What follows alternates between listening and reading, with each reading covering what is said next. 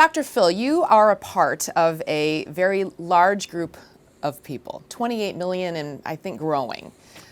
28 million and another 84 million at risk. Which is probably a group you never thought you necessarily would be a part of.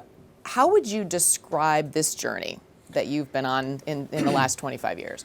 Well, you know, I think I go back to before the 25 years started because, like a lot of people, this is something that you don't know you have until you start having what I found to be some kind of vague symptoms, and then you start trying to find out answers.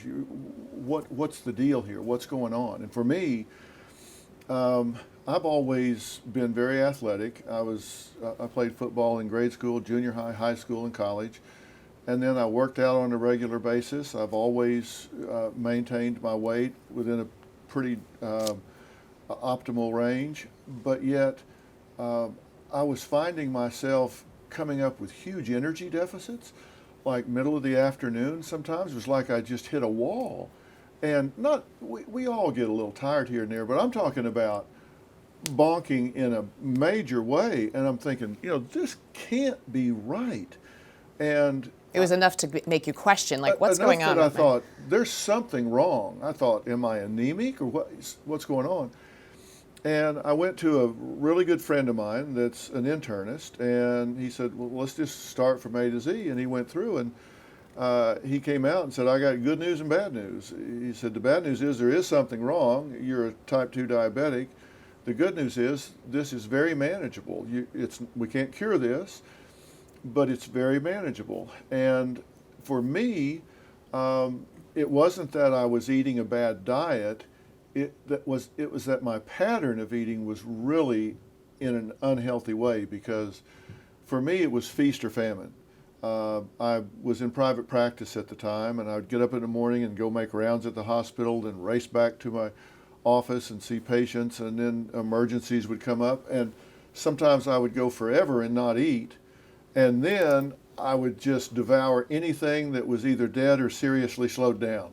I mean, just all of a sudden I just eat all of my food at one time, and I quickly learned that's the worst thing in the world you can do if you're a diabetic. And so I began to make some changes where I spread that out about every 3 hours, every 4 hours throughout the day to keep things on a level basis, and saw immediate changes in my energy levels and didn't have the deficits that I had before. And so I could see immediately that I could have an impact on the disease, so I didn't feel helpless. So how difficult has this been for you? Have there been dark days along this process? Well, absolutely there have been dark days, because this is something that's managed, it's not cured, and there are times that I manage better than other days. But what you do is, if you have a day that you don't manage well, what you do is you get up and you start the next day anew, and you get right back on your lifestyle pattern. And there are days that I get where I can't get to food, or maybe I'm on stage for longer than I thought, and I come off and have to do something else, or I have to jump on an airplane, and I just don't do a good job of managing. But again, my staff here, everything from my stage manager to my assistants across the way, they all know, about every 3 hours you need to get that boy some food, because he's going to get irritable, and they know. So I've instead of doing this by willpower, I've programmed my environment to support what I need to happen. So it's not a matter of having to remember. It's not a matter of having to be emotionally motivated. I've set my environment up, I've programmed it to support me when I'm not on point, where I don't, if I'm not thinking about it or I'm not focused on it, my environment will cue me. Something will be there. Things that help. And that's where your family members come in, your spouse, your friends. That's when those people come in. You know, so much about this disease, and maybe this is shifting nowadays, but there's a stigma with diabetes that, oh, somehow I caused this. You know, I caught this because I wasn't eating properly. How did you deal with the stigma, and what do you say is the best advice to deal with those guilt feelings?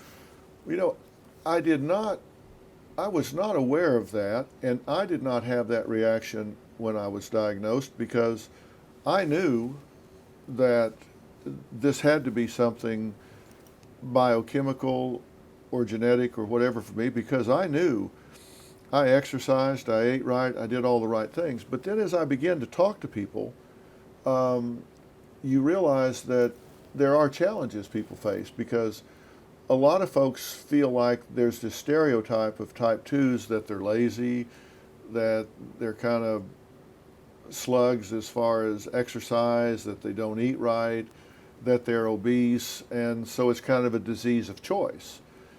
And that is certainly not the case. Now, can you contribute to your risk factor, or can you contribute to the severity that it impacts your life by being undisciplined? Of course. But once I started talking to people about it and learning about it, I realized that there were some stereotypes out there. And so one of the things that I've done, this Get On It campaign, the first thing I do is I want people to move forward, and that is to get past these barriers, get past these stereotypes, and understand that this isn't about blame, it's about responsibility. And there's a big difference between blame and responsibility. I don't want to put you on the spot, but when you talk about, you have 6 rules as part of the On It program.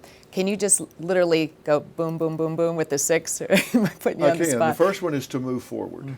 And as I said, move forward has to do with getting past any of these stereotypes. And next is to get educated.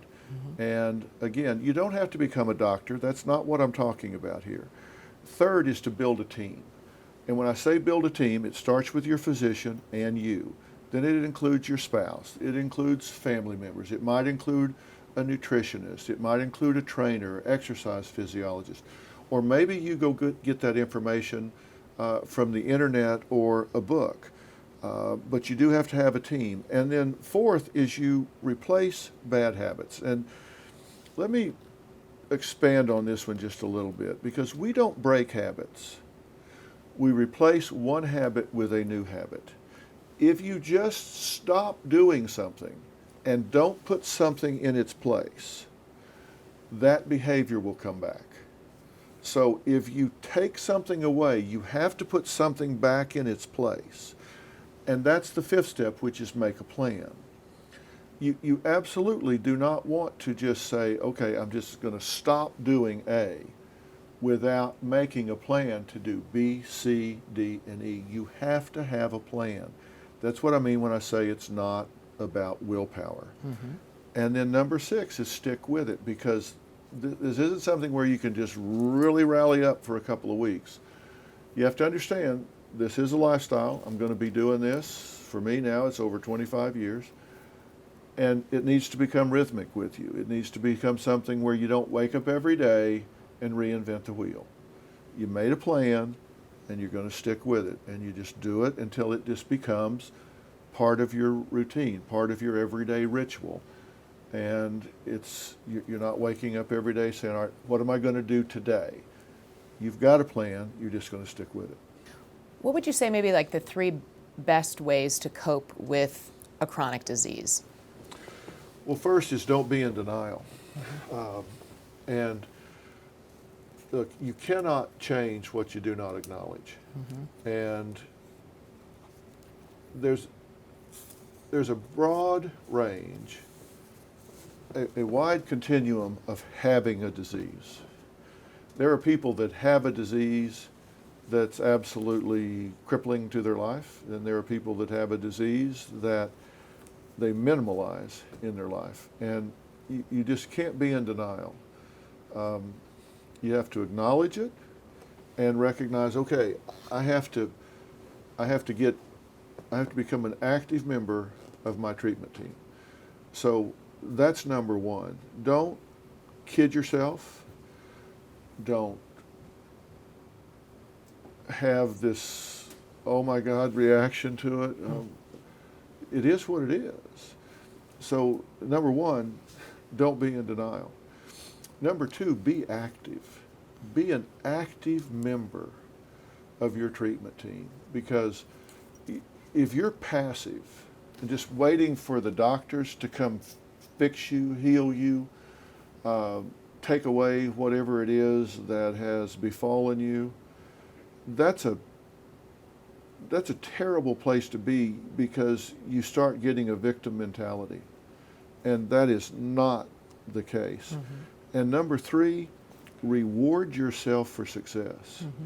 Because when you do well, when you have that discipline, when you execute your plan, when you do the things you need to do, take a minute to say, you know what,